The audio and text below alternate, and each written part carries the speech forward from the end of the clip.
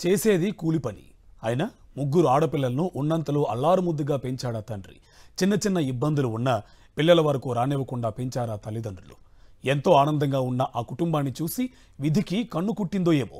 వారం రోజుల వ్యవధిలోనే ఆ తల్లిదండ్రులను తీసుకువెళ్లిపోయి పిల్లలను అనాథులుగా చేసేసింది. తమ బాగోగులు చూసే తండ్రి, ముద్దు చేసే తల్లి దూరం కావడంతో ఆ పిల్లలు దిక్కుతోచని స్థితిలో ఉన్నారు. విధి ఆడిన వింత నాటకంలో ఇద్దరు ఆడపిల్లలు దిక్కులేని వారిగా మిగిలిపోయారు. కర్నూలు జిల్లా ఆస్పరి మండలం నగరూరు గ్రామానికి చెందిన మహదేవప్ప రంగమ్మకు ముగ్గురు సంతానం.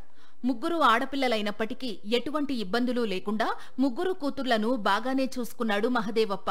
అయితే 4 ఏళ్ల క్రిందట తన భార్యకు క్యాన్సర్ ఉందని తేలడంతో మహదేవప్ప బాధపడినా ధైర్యాన్ని మాత్రం కోల్పోలేదు.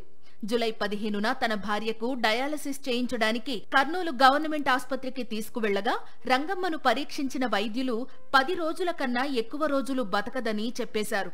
దీంతో మహదేవప్ప ప్రభుత్వాసుపత్రిలోనే కుప్పకూలిపోయాడు. తల్లి లేకపోతే పిల్లలు ఏమైపోతారో అని తల్లడిల్లిన ఆ గుండె ఆగిపోయింది. మహదేవప్ప చనిపోయిన 6 రోజులకే రంగమ్మ క్యాన్సర్తో కన్ను మూసింది. మా అక్కకు పెళ్లి చేసిన 6 నెలలకే మా అమ్మకు క్యాన్సర్ తెలిసింది.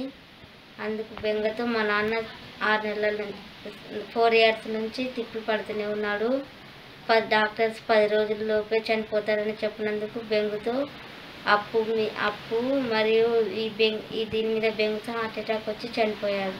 వారం రోజుల వ్యవధిలోనే తండ్రి తల్లి దూరం కావడంతో వీరి కుమార్తెలు పడుతున్న బాధ అంతా ఇంతా కాదు.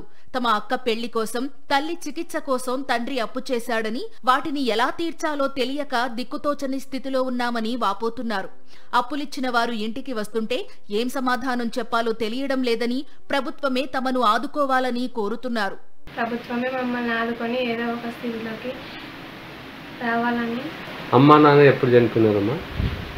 15 రోజులు నాన్న చనిపోయి, అమ్మ 6 రోజులే. తల్లి కోసం చదువుని ఆపేసినా తల్లి లేకుండా పోయిందని ఆవేదన వ్యక్తం చేస్తున్నారు. దివ్యాంగురాలు కావడంతో పనికి వెళ్లలేని పరిస్థితి తనదని, ప్రభుత్వం దాతలు దయతలిచి సాయం చేస్తే అప్పుల ఊబి నుండి బయటపడతామని అంటున్నారు అనాథలుగా మారిన ఈ ఇద్దరు ఆడపిల్లలు.